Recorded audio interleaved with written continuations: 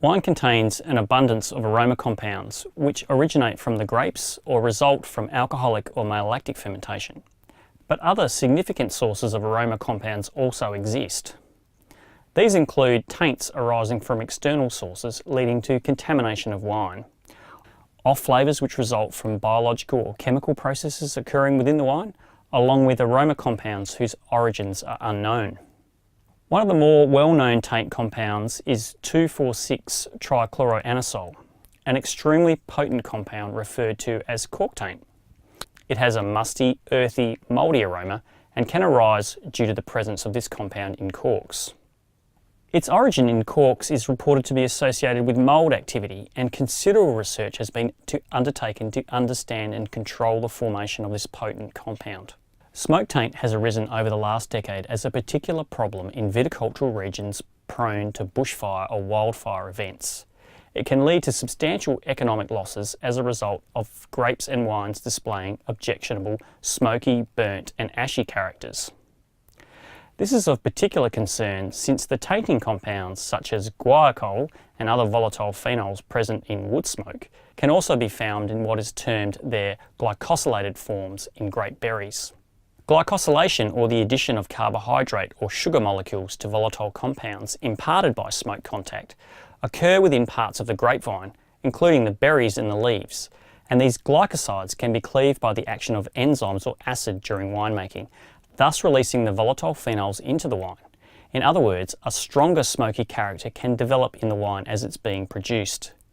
This leads to a difficult situation where a grape must or wine might seem to be free of contaminating volatile phenols, that is to say, not smoky smelling or tasting, and yet they are released at some later stage, for example when the wine is bottled, and they therefore taint the wine.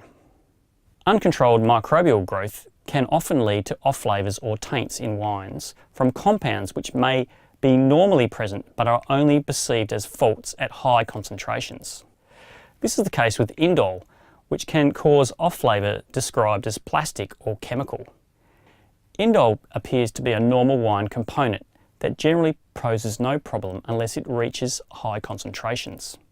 This compound arises from the metabolism of the amino acid tryptophan by various wine microorganisms and accumulates mostly as the result of sluggish alcoholic fermentations.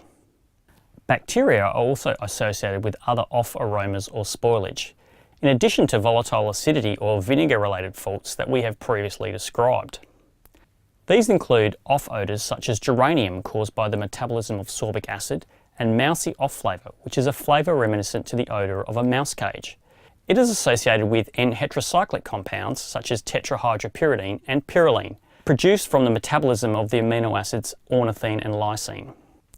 There are a number of other classically described bacterial wine spoilage problems. Some of them were originally described by Louis Pasteur, the father of wine microbiology. Many yeast species can also produce off odours aside from sulphur-containing compounds like hydrogen sulfide or rotten egg gas, as we have previously mentioned.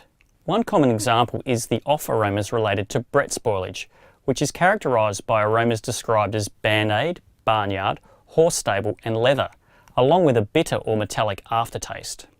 These aromas are typically associated with the formation of volatile phenols, primarily 4-ethylphenol and 4-ethylguaiacol, due to the enzymatic decarboxylation and subsequent reduction of grape-derived hydroxycinnamonic acids in the presence of Brettanomyces yeast.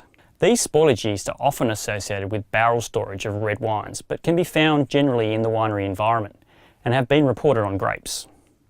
In some instances, Brettanomyces-produced compounds may add complexity and be associated with wines from particular regions, but they can also dominate or suppress other fruit aromas and severely detract from the quality of the wine as perceived by the winemakers and wine drinkers alike.